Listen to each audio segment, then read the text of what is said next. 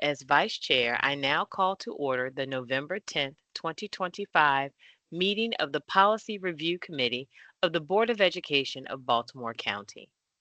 In accordance with Board Policy 8311, the chair of the committee, at their discretion and after consultation with the staff liaison, may convene an in-person committee meeting.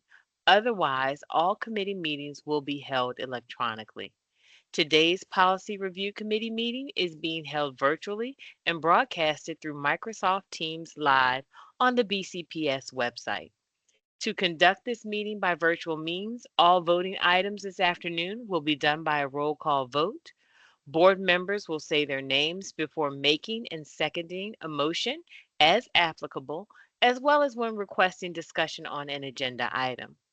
Additionally, as a courtesy to the committee, I ask that you inform Ms. Wash, Ms. Pitts, or Ms. Howie if you must leave the call by using the Teams chat feature so that a quorum can be maintained.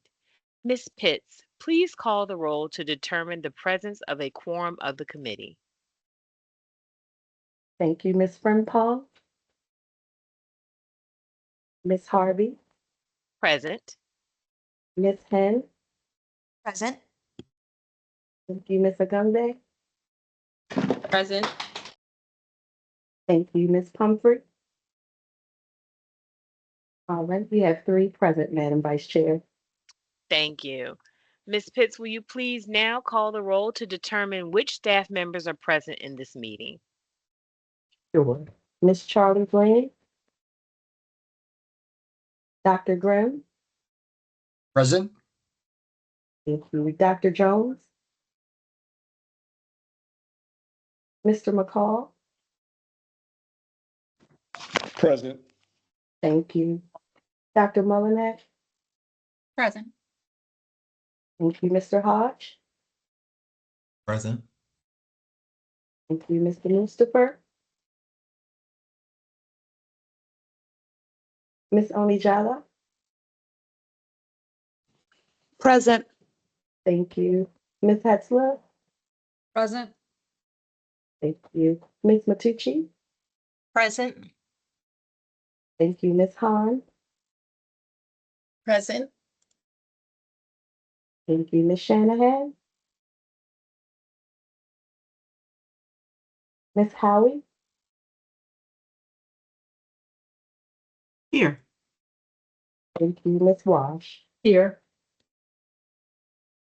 Thank you. The roll is complete, Madam Vice Chair, and I will pass the meeting back to you.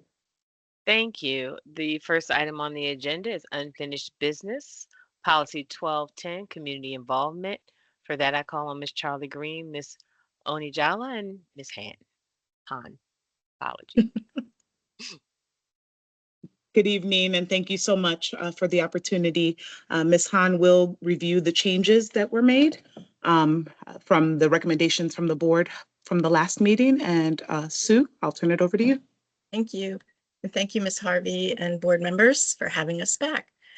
So in addition to recommendations made on April 1st at the PRC meeting that day, the policy changes that are presented today include in paragraph 1, lines 15 to 25, we have proposed that we add the policy statement that was earlier approved for policy 1270. So they're kind of in alignment with the board goals. Our second recommendation, after a great deal of review, we are not recommending that inclusion of other parent groups be involved or part of policy 1210. This policy only applies to the relationship with the PTA. We are recommending that other parent groups be added to policy 1200, which will be up for review on May 11th. And then finally, in paragraph 1, line 3, in the policy's title, relationship with parent, teacher, student associations, we have included the PTSA to be included, the abbreviation to be included in the title. Thank you. I'm happy to take questions. Are there any questions? Madam Vice Chair, this is Ms. Hen. Please proceed, Ms. Hen. Thank you. I have a motion I'd like to make, which I'd like to introduce. So, Madam Vice Chair, which would you prefer at this time? Me to make the motion and then I'd like to speak to it? Or would you like me to speak to my comment? I can make my comments or I can make my motion first. Which would you prefer? It's your preference, Ms. Hen. Okay, thank you. And thank you, Ms. Han. I've reviewed the recommendations by staff on this policy, and it was a motion that I made back on April 1st to return this, requesting that the committee requested that additional groups be added to this policy, specifically PTOs and PTSOs, which are non-affiliated with the national or state PTAs. I've done some additional research since that time and found that at least 12 schools within BCPS have PTOs or PTSOs, which contradicts the idea that only associations, only those that are associated with PTAs are relevant partners. So the comment or the justification that policy 1210 only applies to those associations that are affiliated with PTAs is contradicted by the fact that we do have 12 schools, and I'd like to read those for the committee. Parkville Middle, Windsor Mill Middle, Warren Elementary, Honeygo Elementary, Cedarmere Elementary, Cromwell Valley Elementary, Glendon Elementary, Owings Mills Elementary, Rossville Elementary, Shady Spring Elementary, Timber Grove Elementary, and Watershed Public Charter School. And I apologize to any I've overlooked, but those were the 12 that I found in my initial research. So my concern is that by not including those groups, we are denying that those associations, which are legally formed associations, are relevant partners. So despite the fact that the title of the current policy refers to parent-teacher associations, which is branding and refers to specifically the PTA, the goal of the policy is to recognize all of our partners, not just those specifically affiliated with the PTA themselves. I understand that the recommendation is that we incorporate these groups into policy 1200, community involvement, which is set for the committee's review on May 11th, 2026. However, this policy 1210 is a closer fit than the broad community involvement policy of 1200. Staff have also commented that the PTA has established guidelines for the proper use of the PTA name, logos, tagline, commenting that the success of the PTA brand identity depends on PTA's adherence to the established guidelines. However, this policy, this justification focuses on protecting the PTA brand, whereas this policy, our focus is on inclusivity and fostering community engagement with all groups, not specifically just PTAs, but PTOs and PTSOs. And those independent organizations don't use the PTA's name or logo. So really the concern is irrelevant to those independent organizations. So that being said, and thank you for allowing me to make those comments, Madam Vice Chair, I move that policy 1210, relationship with parent-teacher student associations, be returned to staff with a mandate to revise the policy's title and text to explicitly include parent-teacher organizations, PTOs, and parent-teacher student organizations, PTSOs, ensuring that the board's stated commitment to fostering community engagement and cooperation extends to all independent school-based parent, teacher, and student groups. Thank you, Ms. Hen. Is there a second?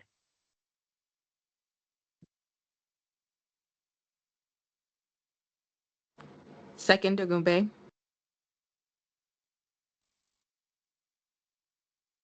Okay, discussion. Yes, may I briefly speak to my motion, Madam Vice Chair? Sure. Thank you, ma'am.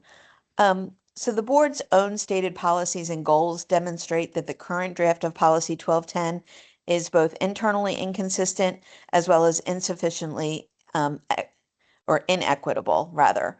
The draft policy is not inclusive. It states that the board values parent, caregiver, family, and community involvement, and that we are committed to engaging all stakeholders as partners. By excluding legally formed, non-affiliated parent groups like PTOs and PTSOs, the policy fails to live up to our own stated values of inclusivity and effective communication. The draft worsens existing disparities. Our equity lens section, which we review all policies through an equity lens, it asks whether the recommended policy worsens existing disparities. And by focusing exclusively on the PTA and PTSA model, this policy creates a two-tiered system. The 12 schools I've identified, including Parkville Middle, Windsor Mill Middle, Honeygo Elementary, I've named the 12 schools that operate a PTO or PTSO, are effectively relegated to a secondary status, potentially creating barriers to equitable outcomes for their staff and students. These parents at these schools have chosen intentionally to legally form organizations outside the PTA model, many of which have chosen to do so out of necessity because they cannot afford to pay the dues of the national PTA and local PTA organizations. Secondly, Policy 1210 is the correct home for non-PTA groups. Staff suggested moving this to Policy 1200, Community Involvement, which is inappropriate. Policy 1210 is narrowly focused on the relationship with parent-teacher-student associations. That's precisely the functional role that PTOs and PTSOs serve. A broad community involvement policy is not the proper place to define specific operational relationships with school-based parent groups. The PTA, or rather the staff's concern about brand protection is really irrelevant to our policy here. And our responsibility is to recognize all parent groups that serve our schools. PTOs and PTSOs serve these schools just as PTA groups serve these schools. They're independent precisely because they've chosen not to use the PTA name or logo. Our policy should reflect the reality of our parent partners, not just the brand of one organization. So we need to take action today because this is when we're reviewing this policy and this is where this language belongs. We already returned this policy to staff on April 1st with the direction to add names of other relevant parent, teacher, student organizations, and we must reject the delay until May 2026 and putting this language in an incorrect policy. We have an opportunity to amend it now and provide explicit cooperation and support for parent organizations in schools like Cedarmere and Glendon. These are groups that are actively working today to implement community engagement in these schools, which is a focus area of the board's goals.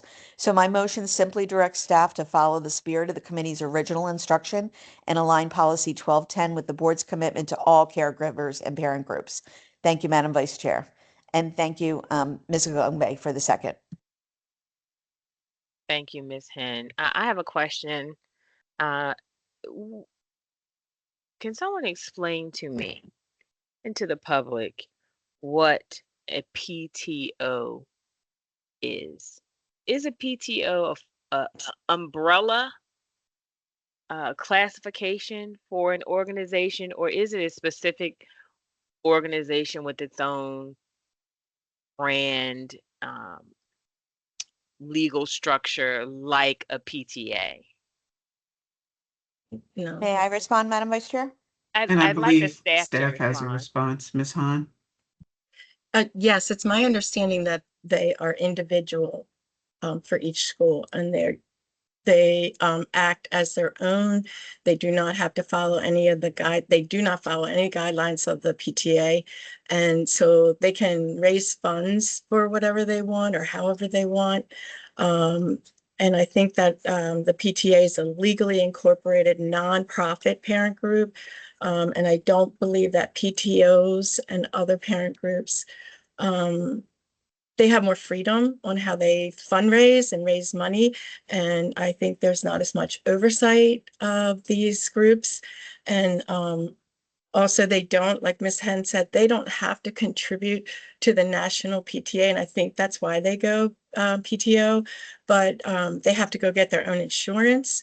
So they're really just out there on their own. I'm not sure what protections are available for the administrators when you have a PTO as opposed to a PTA. So just for my clarification, because I'm not sure that I have made the connection. PTO would not be, is a type of organization, not the organization. In other words, I'm asking, can I say I'm the Acme parent student teacher organization formulate myself legally and then be recognized through this proposed change. I believe that's true. You have to, they usually get attorneys and their own insurance. Okay, so they are legal They're entities. unaffiliated parent group per And se. so how are organizations that affiliate themselves with our schools vetted? I don't know. With when it comes to this, PTAs work with our PTA council. So for instance, I think like Ms. Hen had mentioned Windsor Mill, I believe they just became a PTA because they get the guidance of our PTA council. It's a nonprofit, so you have to know how to run a nonprofit. And I'm not sure what supports PTOs or other parent groups get, but I know that our PTA council works very hard to support all our PTAs. And it's not an easy job. They put a lot of time in and they're all volunteers, but they know the legalese of being a PTA. And then this is my last question. Based on the can you speak a little bit more to the recommendation you're making to incorporate other school affiliated organizations with policy 1200? Can you speak to that a little more, please? I think that is community involvement. So I think there's a broader umbrella there to fit other parent groups, because really honestly, where does it end? If you have PTOs, boosters, there's other parent groups within schools. So I'm not sure, if we have that. It sounds to me like it would be broader, and that's where it would fit into 1200 better. Okay, thank you. Ms. Hen? Yes, thank you, Madam Vice Chair. To give you an example and to give the committee an example of the types of organizations that these are. So functionally, I mentioned that they can operate identically to PTAs. There was an individual that I'm personally familiar with who she was president of the PTA at one of our schools for umpteen years. She has many children who went through BCPS, was an exceptional PTA president at one school. During a boundary change, some of her children were reassigned to a new school that opened within BCPS. She relocated, knew the principal at the new school, was familiar with that community, really was a leader. She was a leader in her original school, was a leader in the new school, and became the PTO president at the new school and did not miss a beat in organizing that PTO. The parents elected for whatever reason to become independent, and they formed, their legal organization as that school's PTO. Again, for whatever reasons, I can't speak to the reasons, and they operate as a PTO to this day. And again, functionally, you would not know the difference between that PTO and the PTA, and they are a legal organization. So I did want to mention that in terms of that, and in terms of inclusiveness when I speak to this policy and wanting to include these organizations. You could not find a more active or dedicated group of individuals when we speak about community engagement. These are parents that were involved in PTAs at their home schools that, again, as a result of a boundary change, found themselves at a new school that chose to form a PTO instead of a PTA. So when I think about if we're going to pick and choose or cherry pick who we include in terms of community engagement, and we speak to equity, we are excluding a group of parents that had been included prior to a boundary change.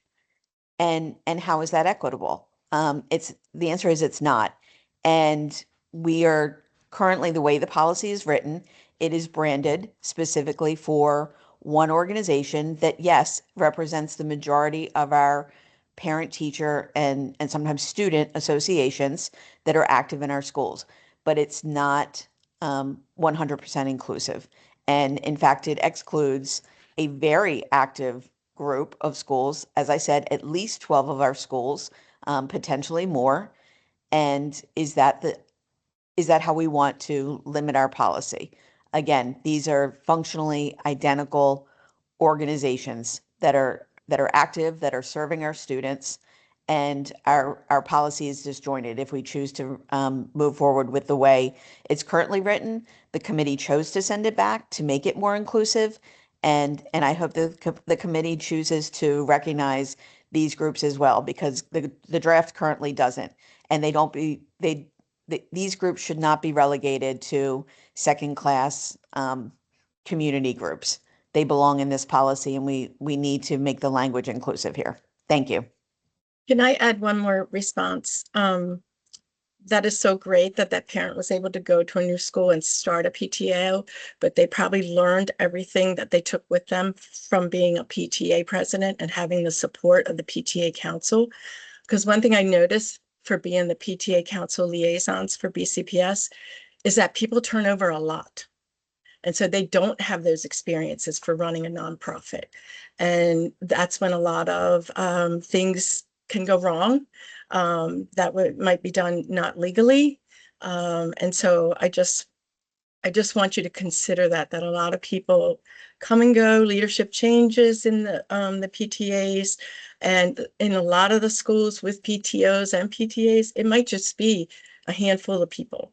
And so who is offering the oversights and protections for those leaders of the PTAs is the PTA Council.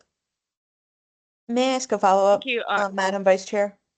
Let me just, Ms. Hen, Thank let you. me see if other committee members have questions or comments. Ms. Frimpong. Thank you.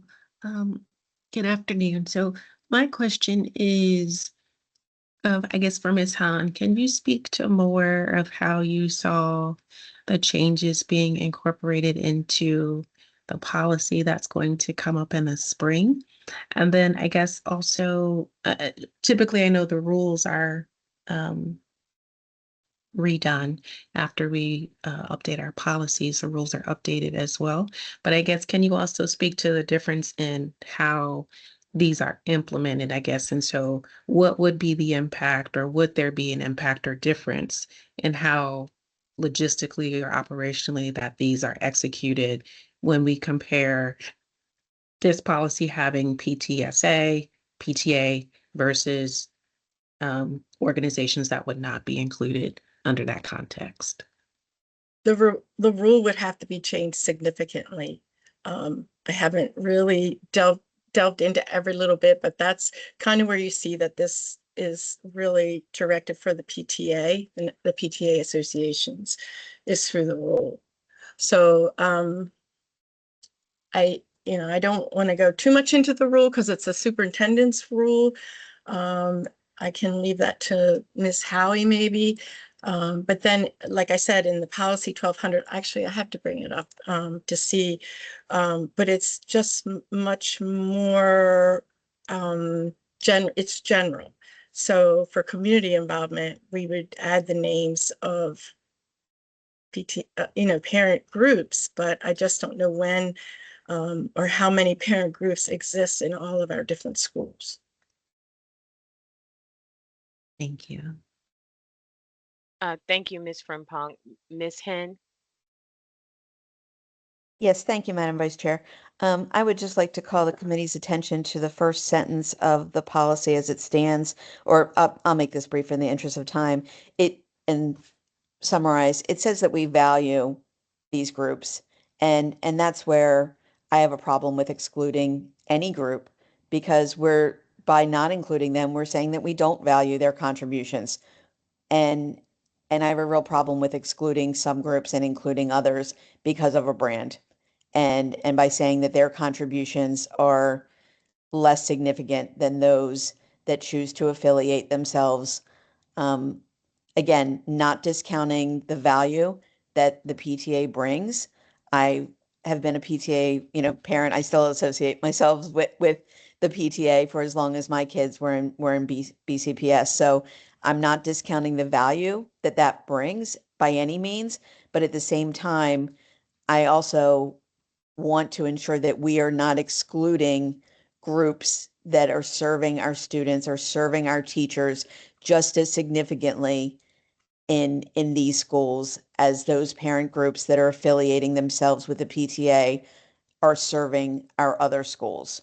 Why would we exclude some when we're recognizing the others as valued partners? In my district, my Joppa View parents are just as amazing as my Honey Go parents.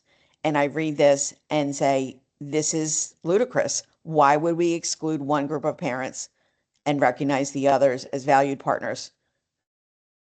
They're both valuable. And language that includes one and not the other is not who we are as a board. And that's not the message we want to send. Thank you, Madam Vice Chair. Thank you, Ms. Hen.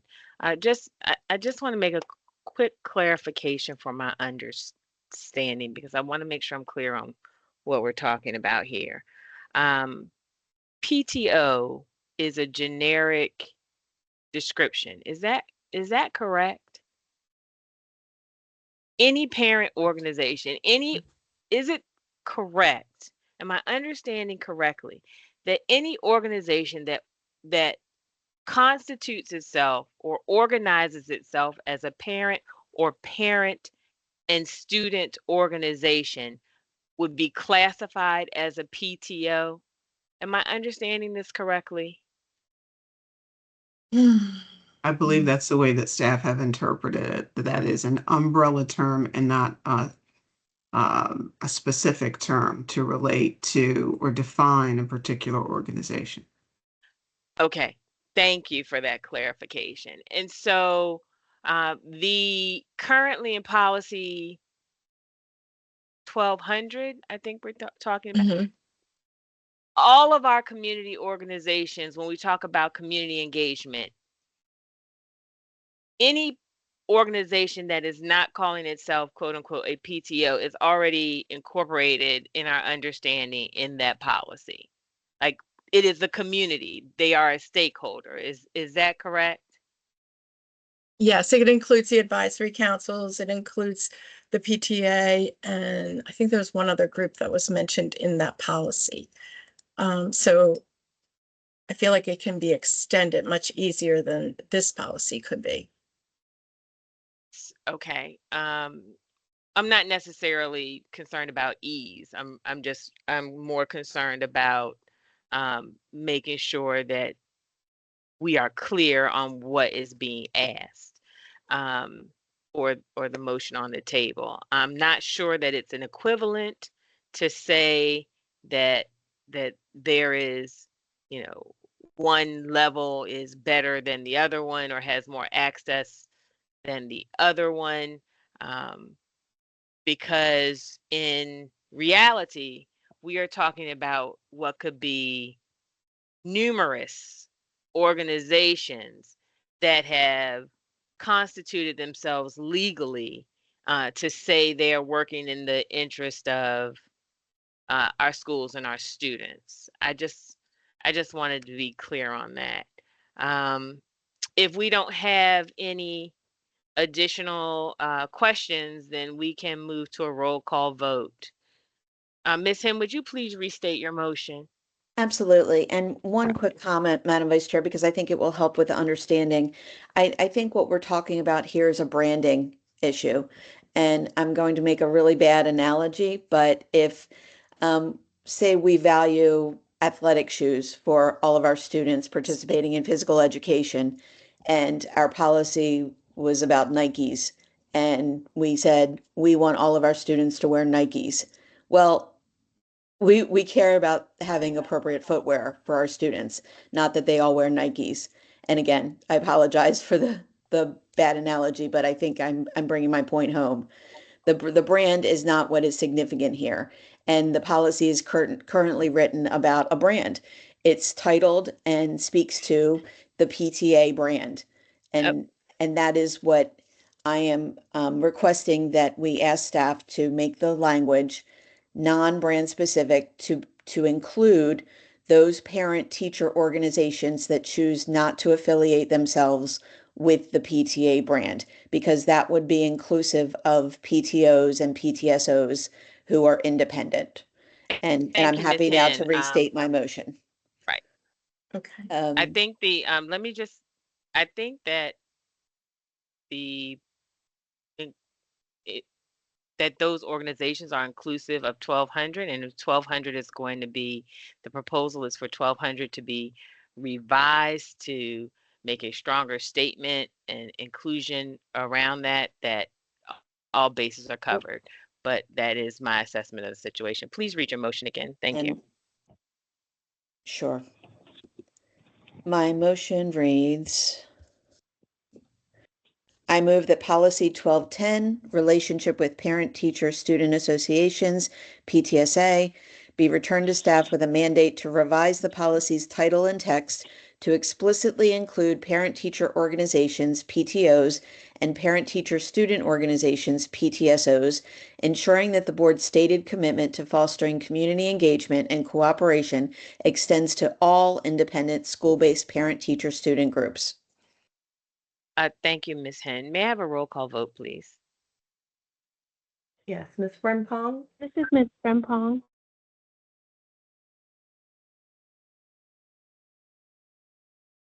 Yes, Ms. Frimpong, are you in favor or against the motion? Oh, goodness. Is this working right? We can hear you, Ms. Frimpong.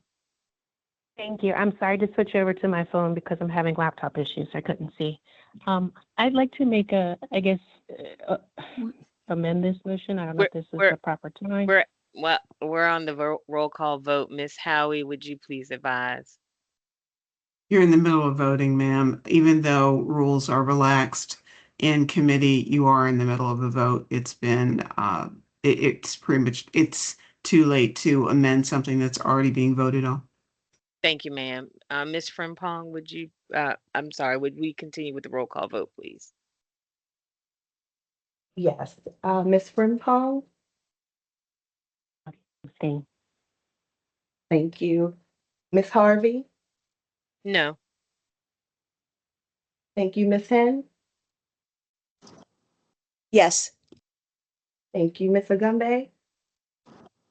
No. Thank you. You have one in favor, Madam Vice Chair.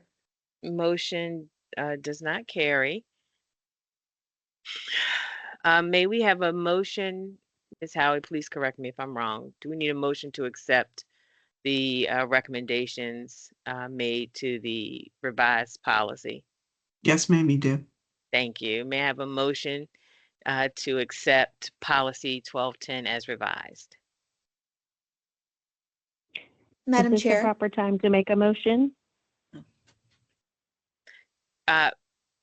If there is no motion for this one, is there a motion to accept 1210 as revised? There is no motion. Oh, thank you, Ms. Agumbe. Is there a second?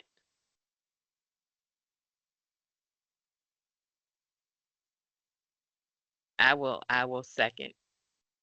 Is there discussion? Point of order, Madam Vice Chair. Yes. Ms. Frimpong can now make her motion to amend the motion on the floor. I'm well aware.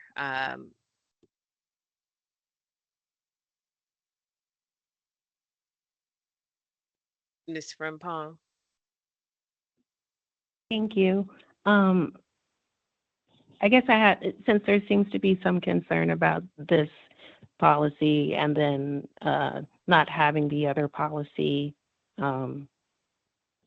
available until the spring, I guess my question and motion is it possible then to table this so that we are able to have the two policies presented together so that we can have a clear understanding of how the information is incorporated into both policies so that it is to our, I guess, satisfaction, or it's able to be reviewed at the same time instead of trying to make a vote now and not quite sure how it's going to look in the spring. So I'd like to look at, can we have the two policies presented together? Are you making a motion, Ms. Frimpong? So my motion would be to, I guess, postpone this policy until we're able to have the second policy that's connected to the policy that Ms. Hahn spoke about. And again, I'm sorry, my laptop is acting up, so I don't have that policy number in front of me, but to postpone until we have the two policies be presented together for review by the committee. Is there a second?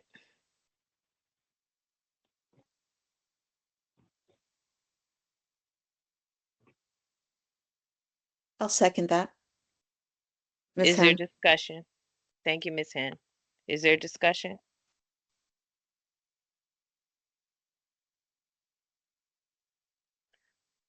Ms. Frimpong, would you please restate your motion before we have a roll call vote?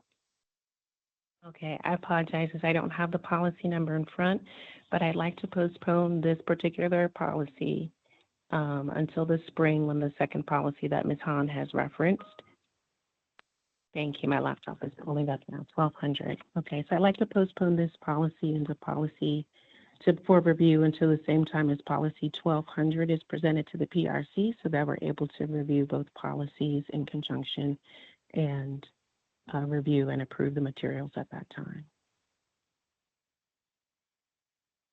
May I have a roll call vote, please? Yes, Ms. Frimpong? Yes.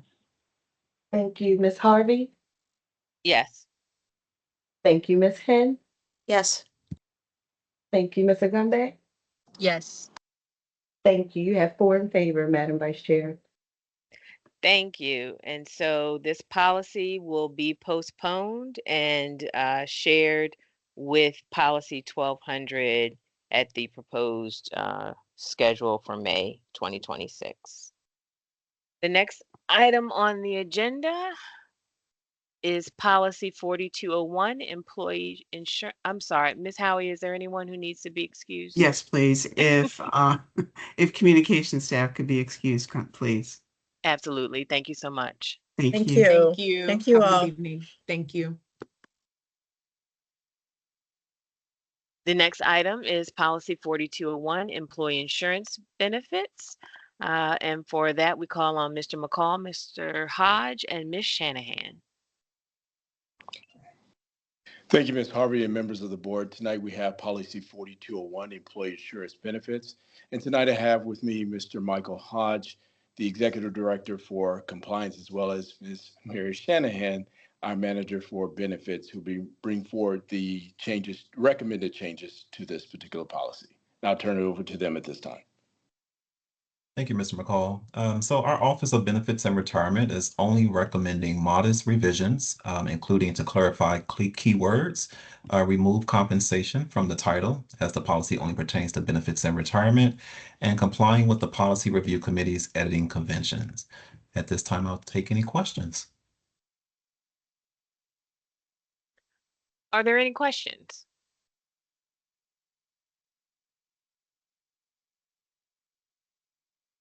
Is there any discussion?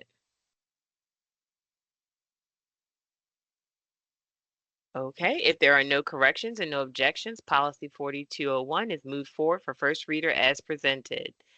Thank you so much. Ms. Howie, is there anyone who needs to be excused? Yes, Mr. McCall and his colleagues, if they could be excused, please. Absolutely. Thank you so much. Thank you. Thank you. Thank you. The next item on our agenda is policy 5320, student organizations and clubs. And for that, I call on Dr. Jones and Mr. Mustapher. Good evening. Thank you, Vice Chair Harvey. I am joined by Mr. Mustapher, as stated, to discuss the policy 5320. I'm going to turn it over to Mr. Mustapher to take us through our discussion. Thank you, Dr. Jones, and good evening, everyone. I'm here with Dr. Jones in order to review our changes made to policy 5320. We made just minor changes just to clarify some terminology and also changes to ensure that we are coherent with the Policy and Review Committee's editing editing conventions. The changes are basically to ensure that we are providing consistent language for equitable access of our students in BCPS to participate in clubs and organizations for various reasons, including for them to have additional opportunities for extracurricular activities, as well as to gain leadership experiences and to create diverse climates in each of our schools. Are there any questions related to policy 5320? Thank you for the presentation. Committee members, are there any questions or any items of discussion?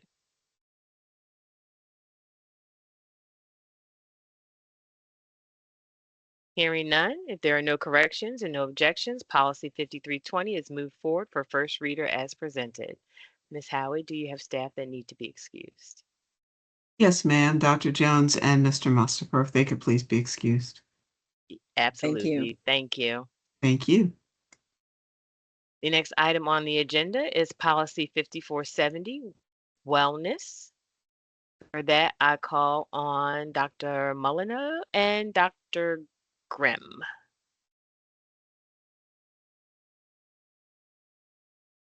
Dr. Grimm, you're on mute. Dr. Grimm, you're on mute. Thank you, Miss Harvey. I was apologizing because my background is so dark this afternoon, so I apologize for that. Good evening, everyone. So policy 5470 is truly a cross-divisional effort, not only between the Division of Schools, but also C&I and the Division of Operations.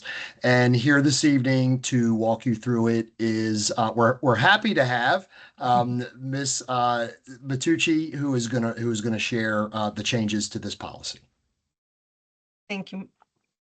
Good afternoon, Madam Vice Chair and committee members. I'm Nancy Matucci, newly appointed Director of the Department of Health Services. I bring forth Policy 5470, the wellness policy that is required by the Healthy Hunger Free Act of 2010. Proposed updates to this wellness policy were made based on the findings of the triennial assessment that was submitted to MSDE June 30th, 2024.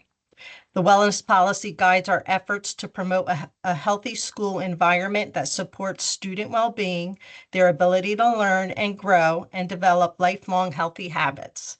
The policy also addresses programs and resources to support employee wellness. I'm happy to answer any questions that the committee may have. Thank you very much. Are there any questions or points of discussion?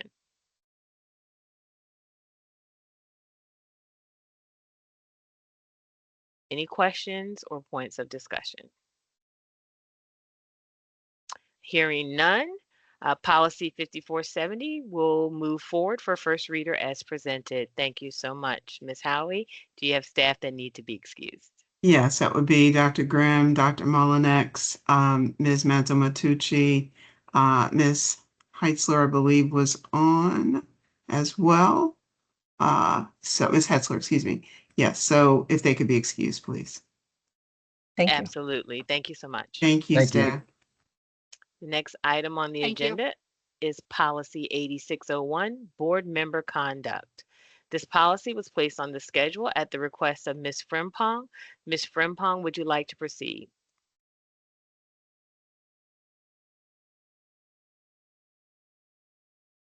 Thank you.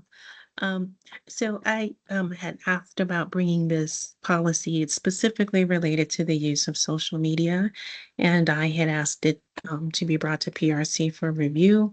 There are some, I think it's called Garnier as far as the case, but there's some cases, I guess, that have talked about the social media and for was considered to be public figures, and this Garnier case in particular did relate to parents interacting with school board members via their individual social media pages, but they were pages that did indicate that they were Board of Education members. So I know that we have, I think this policy was created in 2021, so I don't know.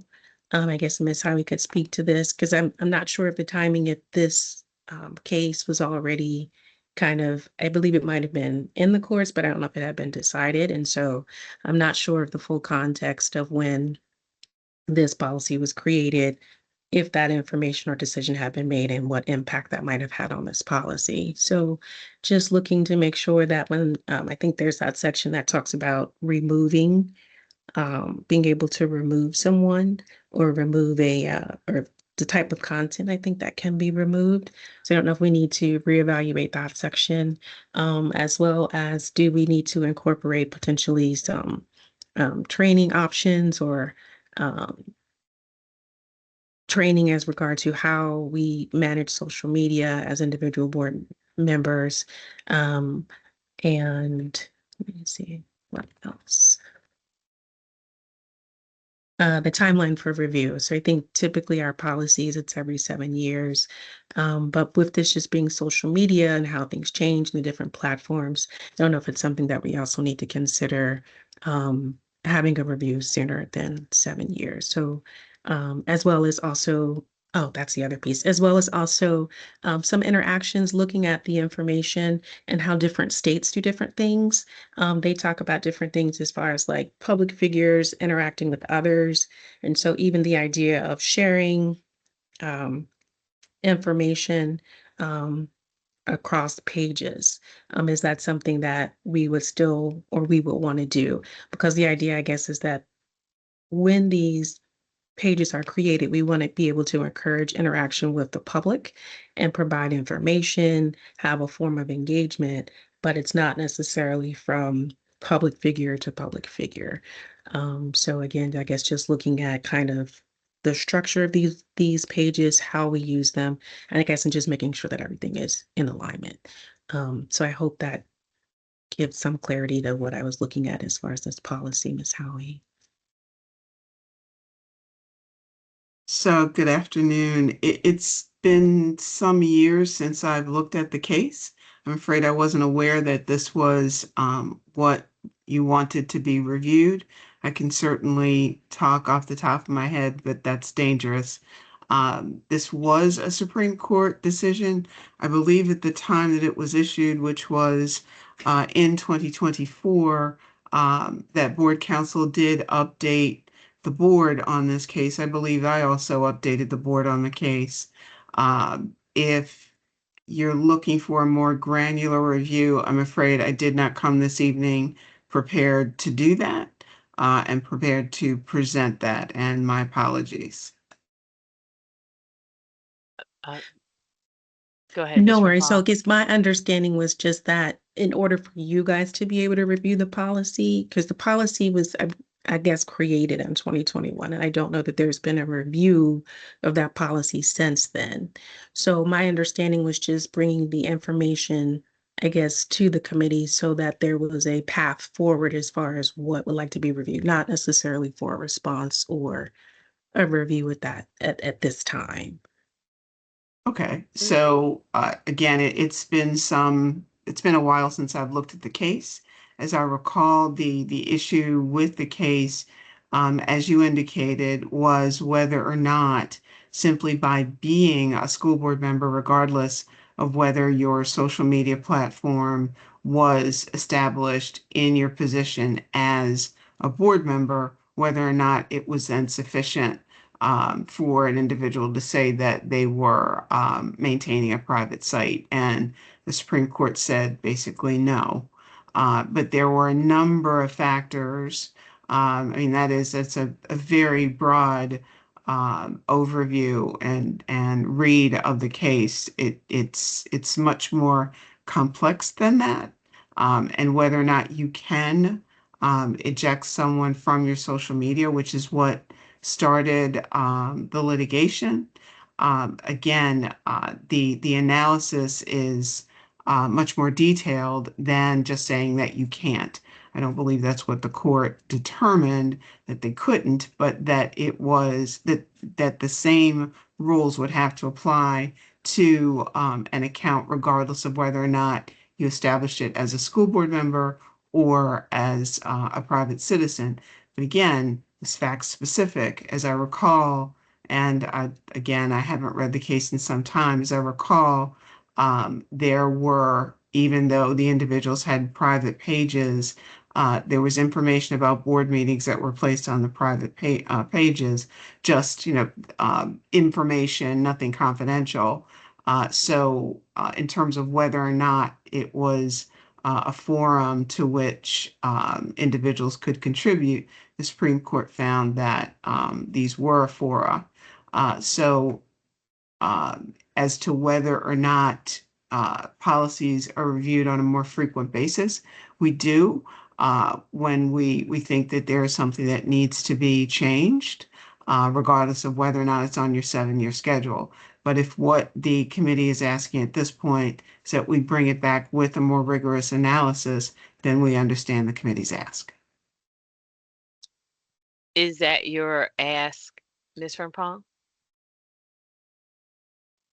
Yeah, so I would just like for this policy to be brought up for review in light of the most recent things. And this is specific to individual, not the personal pages, but the public pages of social media for board members, just so that there's more context.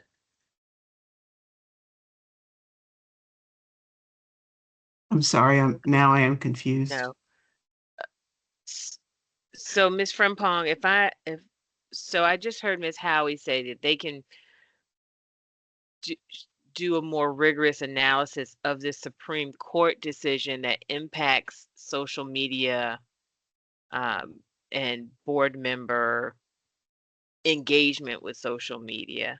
Are you asking for something different, or did I not hear that correctly? No, I'm just clarifying because when Ms. Howie spoke, I believe she was talking about the personal pages of board members versus, and I know there was some, I guess, speak to that as far as personal pages of board members versus the actual public pages of board members. And I guess I'm clarifying to say, and I believe this policy already speaks to that, but I'm just clarifying or reinforcing that we're looking at it from the perspective of the public facing or the board member. What's the correct way to say it? The actual board of education pages, not personal pages on Facebook. I'm just making that clarification. Were you, I'm sorry, because it seems like I'm causing more confusion by trying to clarify. Miss Howie. Sorry, I'm confused. I'm not sure what the request is. I mean, again, staff can review the policy in light of the Supreme Court decision to determine whether or not there are any adjustments that we believe need to be made. But then I understood that that wasn't the ask, so now I am confused. I believe that is the ask. Okay. And that is what I'm saying. Yes. Yes. Thank you. Okay. So is there a motion to add policy 8601 on the schedule for review based on the Supreme Court decision regarding social media? So moved, Frimpong. Is there a second? I will second. Is there any further discussion? May I have a roll call vote? Yes, Ms. Frimpong? Yes. Thank you, Ms. Harvey. Yes. Thank you, Ms. Agumbe. Yes, sorry. That's okay. Thank you. I have 3 in favor, Madam Vice Chair. Thank you. Motion carries. The next item on the agenda is Committee General Good and Welfare. The floor is now open to members of the committee to discuss issues of concern. I must emphasize that this is not the time to conduct business, as there has not been notice provided as required by the Open Meetings Act. Do any committee members have any items for discussion? Hearing none. This is board member Frimpong. Ms. Frimpong? I'm sorry that I'm jumping in. I'm really having difficulty with my laptop, so I don't even see the raise hand option on my phone. So I apologize for just jumping in. Do we have, or do we know when we will review our measures of effectiveness and purpose for the committee? We will complete that review. That is a discussion with the committee chair, which we will have to have, and we will inform the committee as to when that will occur. Thank you.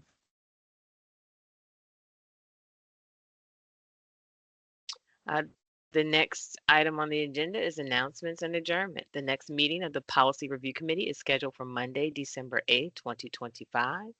As there is no further business, the meeting is now adjourned. Thank you to everyone and have a great rest of your evening. Thank you, committee members. Thank you. Good evening. Thank you. Good evening.